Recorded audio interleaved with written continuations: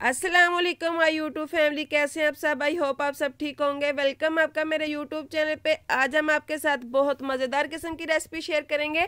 Fridge किए हुए साग को तड़का कैसे लगाते हैं। सबसे पहले हमने जो है आधा कप जो देसी घी का डाला था। देसी घी में ये तड़का बहुत मज़े का लगता है।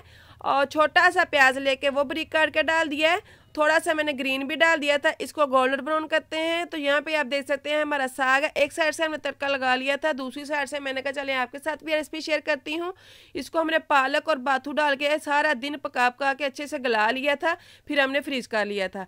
अब इसको तड़का लगाना है। आप देख सकते हैं ये बहुत अच्छे से गला हुआ है। तो इसको तड़का लगाना बहुत ही आसान है और बहुत ही मज़े का बन के ये तैयार हो जाता है।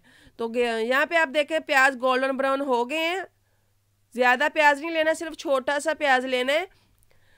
ग्रीन प्याज जरूर डालना है, इससे टेस्ट बहुत अच्छा और मज़े का हो जाता है। तो यहाँ पे हमने ग्रीन ही लहसुन लिया है।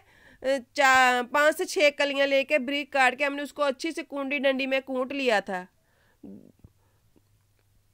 डाल के हम इसको 1-2 मिनट के लिए पकाएंगे। फिर हम अदरक का पेस्ट डाल देते हैं। ये देखें हमने अदरक का पेस्ट भी डाल दिया और इन दोनों को अभी हम कच्चापन ख़त्म करेंगे। फिर हमने जो हरी मिर्चें 10 से 15 हरी मिर्चें लेके उनका पेस्ट बनाया वो डाल लेते हैं।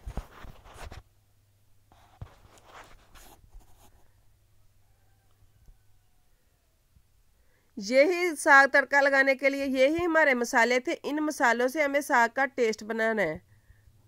ये देखें हमने हरी मिर्चों का पेस्ट भी डाल दिया है। इसको 1-2 मिनट मिक्स करने के बाद हम इसमें पाउडर मसाले डाल देते हैं। चंद पाउडर मसाले हमारे नमक, लाल मिर्च और हल्दी, बस यही मसाले हमने डालने। कोई सूखा धनिया, कोई गरम मसाला वगैरह नहीं डालना। 1-1 टीस्पून हमने मसाले लिए, 1/2 टीस्पून हल्दी है, ये डाल देते हैं। और 2 से 3 मिनट हमने पकाना है, इसलिए कि मिर्च का कच्चापन हमने ख़त्म करना है।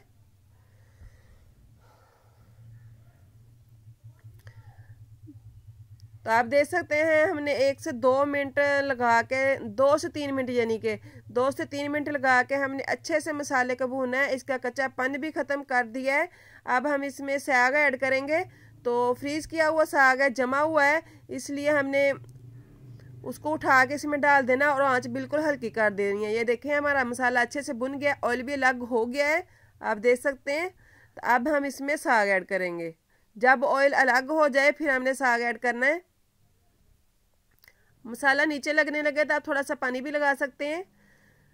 मैं बता रही थी साग ऐड करना है, वो जमा होता है, इसलिए हमने आंच बिल्कुल हल्की कर देनी है और ढक देना है थोड़ी देर के लिए, ताकि जो साग है वो मेल्ट हो जाए। फिर हम इसको गोटा लगाएंगे।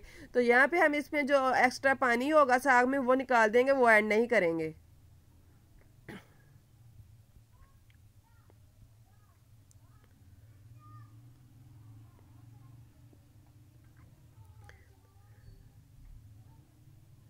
जब साग मेल्ट हो जाएगा फिर हम इसको बाद में गोटा लगाते हैं। अच्छा सा मज़ेदार सा गोटा लगाएंगे।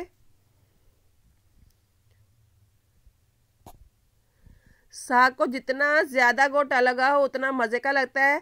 जिसमें वो गंदले हों और खड़े बड़े बड़े से पत्ते हों वो खाने में बिल्कुल भी अच्छा नहीं लगता। तो यहाँ पे देखें साग मेल्ट हो गया। अब हम इसको गोटा लगाते हैं। तो इसमें हमने एक चीज़ डालनी है, जो गेहूं का आटा है ना वो हमने डालना है छान के। इसको हम अपनी पंजाबी ज़बान साग का अलन भी कहते हैं। इसमें अब हम अलन डाल लेते हैं और इसको गोटा लगाते हैं। बहुत ही आसानी से, साग अच्छे से गला हो ना तो बहुत ही आसानी से ये गोटा लगाया जाता है। तो आप देख सकते हैं मैं इसको गोटा लगा रही हूँ। सारी बात जो होती है साग गलाने पे होती है। साग गला हो, गोटा लगाने में जोर भी नहीं लगता और मेल्ट भी अच्छे से हो जाता है। कच्ची हांडी में इसको तड़का लगाएं तो बहुत ही मज़े का लगता है साग। तो ये देखें मज़ेदार सा हमने साग को गोटा लगा लिया है। अब इसमें सब्ज़ धनिया डालेंगे मज़ेदार सी खुशबू के लिए और टेस्ट के लिए।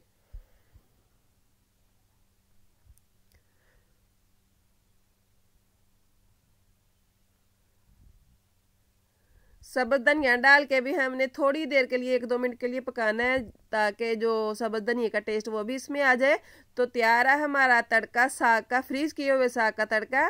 तो इसको मकई की रोटी के साथ खाएं या गंदम के साथ, दोनों के साथ बहुत अच्छा लगता है। उम्मीद करती हूँ आज की रेसिपी आपको ज़रूर अच्छी लगी होगी। अगर अच्छी लगे वीडियो को लाइक कर दें, शेयर कर दें, सब्सक्राइब कर दें। मिलते हैं नेक्स्ट वीडियो में, तब तक के लिए अल्लाह हाफिज़।